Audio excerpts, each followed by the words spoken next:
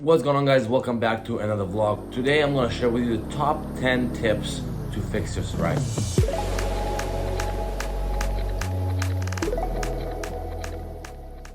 If this is your first time on my channel, make sure you subscribe. I do release videos on a regular basis to help figure out new things that I try, and maybe they'll help you find a solution to fix your psoriasis. Alright, so number one on the list of how to fix your psoriasis is mindset. Your mind has a lot of control on what's going to happen in your life with your eczema, psoriasis, dry skin, or whatever it is that you have. Don't make me confess no unsolved crimes now.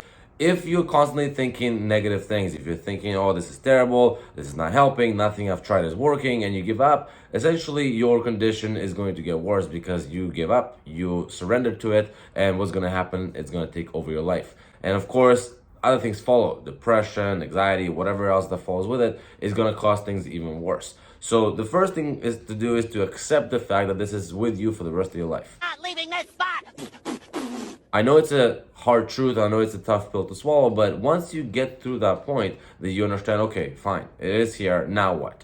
If you can understand that and accept it, you're going to be in a much better place than other people that are suffering the same way as you do, but they are in a negative mindset. Once you've accepted it and you're willing to fight it and you're willing to find a solution, you're already on a better track because you're on the path of being happier. And even if you're not happy at the moment, even if it's affecting you and it sucks, there's nothing you can do aside from being sad, and aside from feeling bad for yourself and being a victim of your own problem. That's not going to help and fix the problem. So I definitely recommend to you to figure out, okay, what is that motivates me to keep going? If it's my videos, which I know a lot of you guys commented that it does help, then great. If it's something else, like listening to some sort of music or motivational speeches, whatever it is, find what works for you and make sure you keep at it. Number two, stress. It really ties down with mindset together, but stress is a big one. If you are stressed, chances are your flare-ups will come back. It's kind of a known thing in the community. If you've had psoriasis or eczema for a stretched period of time, you probably have done some Googling and research around Facebook groups or whatnot, and you've seen that stress is one of the main causes. So if you are stressed, if you have a new job or a big load at work, or maybe your girlfriend or boyfriend is not happy with you, whatever the situation is, if that stress continues, you will experience a flare-up. So the best thing to do is to learn how to manage emotions, manage your stress, and make sure that you reduce any potential flare-ups from coming back around. So if that means going on a vacation, if that means changing your environment, changing friends, whatever it is that it means for you, make sure you get to the bottom of it, because as long as you're stressed, you're gonna have those flare-ups and you're gonna have psoriasis or eczema get worse. Number three, this is something that I've tried and I saw a lot of success with, is the UVB light therapy. Now, it doesn't have to be the UVB light, specifically the portable device, but you can go to an actual booth at a dermatologist's office and use the full body experience. There are tanning salons that probably offer that as well, but from what my dermatologist said, it wasn't the same. The different lights and bulbs they're using are not the same medical grade. That being said, UVB light is what I noticed. If you're consistent at it, it does help. If you look through my channel and you find the UVB light playlist, you will see all information about it, where essentially you're shining the light on your skin, wherever you have the flare-up on, and you should see results over time. It might take a week, 2, 3, but you will see slight improvements. The spot that you have will start slowly to fade, and you'll see maybe even heal completely. Now, I'm not saying that's a magical treatment. I am saying it is something to help treat your psoriasis. And on that note, this is something that's just a band-aid on an actual problem. So it will cosmetically make things go away, but it doesn't mean that everything is still not happening internally, and it doesn't mean that psoriasis is not going to come back. So just keep that in mind before you go ahead and buy the UVB light. Are there any left? There may be one. Number four, having some lotion does not hurt. Now, I'm not a big fan of using a bunch of lotions and creams and so on, but if you use the right amount of lotion on a regular basis just to help your dry skin condition kind of, be managed and controlled, and also it does feel good, like it's better than dry skin, of course, then in that case, it's okay. Make sure you research what cream is best for you. Don't overuse it if it's something that's not good, if it has steroids in it, if it has some alcohol of some sort. You don't want to use any of those bad chemical induced creams. Try to find the most organic, the most clean, and the one that helps you the most as much as you can. Number 5 is exercise. Now, I know you've probably researched it a lot by this point if you have psoriasis or eczema for a long period of time, but you gotta make sure you are on it. If you don't do it for your own health reasons, I mean, do it to get rid of psoriasis and eczema. This is the easiest way I can put it. If you exercise, you will see improvements. There's no other way to sugarcoat it. Put yourself through the pain of exercising. If you don't like to do that, it's only a benefit for you in any way, shape, or form. And if you do go regularly and exercise, you will see improvements. What you doing, man? What you doing, man? What I told you? What I told you? I can't eat that, man. Number 6 is diet. Now, this is a huge topic. Your gut is your second brain. If you abuse it, if you consume alcohol, if you eat the wrong things, your flare-ups will come back. Psoriasis and eczema, anything you search on Google, you will see that the top 3 things is stress, diet, and exercise for the most part. I will tell you the diet is probably one of the top of the list. I've tried a lot of different diets. I've went to a lot of different professionals that will tell me what is wrong with my body internally. I've done tests, I've done allergy tests, and I tell you, one thing for sure, diet is a big factor. Specifically, you would notice that when you go to the bathroom, what your stool looks like. If that's a huge indication, actually. If your stool is not right, then chances are something is wrong with your diet because it's affecting your system, and that generally translates in showing in your skin. So if you have the proper diet, chances are you're gonna see improvements. You're gonna see improvements in your health, in a general day-to-day energy. You're gonna see improvements in your stool. You're gonna see improvements in your sleep, and you're gonna definitely see improvements on your overall state as far as your flare-ups reducing or maybe even going away.